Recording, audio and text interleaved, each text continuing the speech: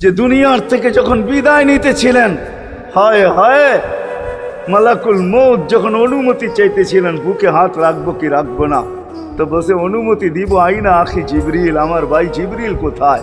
তো বলছে দেখা আসছি ফি সামাইল উলা, প্রথম আকাশে। একটু পরে উনি সালাম দিয়ে ঢুকছেন, ওনার চোখে পানি ছিল। তো বলছে আপনি কাঁদেন কেন? বলে আজকেই এলপিআরে চলে যাব, আর কোনোদিন ওহির বাহক হয়ে জমিনে আসবো না।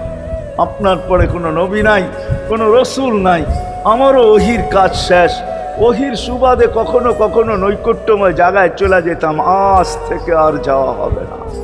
আমার চোখে পানি। দীর্ঘ ১.৫ লক্ষ নবী, ৩১৩ জন রসুলের কাছে আমি নিয়ে আসছি। আজকে শেষ দিন, এই জন্য চোখে পানি। তো উনি উল্টা প্রশ্ন করছেন, আপনার চোখে পানি কেন? জিবরিল মালাকুল মউত দাঁড়ায় আছে, অনুমতি চাইতেছে বুকে হাত দেওয়ার জন্য।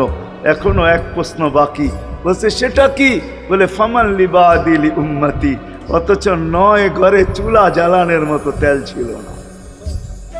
খাওয়া তো দূরের কথা, বাতি জ্বালানোর তেল ছিল না। আম্মা জান আয়েশা রাদিয়াল্লাহু তাআলা আনহা বলেন, যদি তেল থাকতো তো খিদার তাড়না এতটুক ছিল, আগে তেল পান করে নিতাম। হাদিস উঠায় দেখেন, লেখা আছে।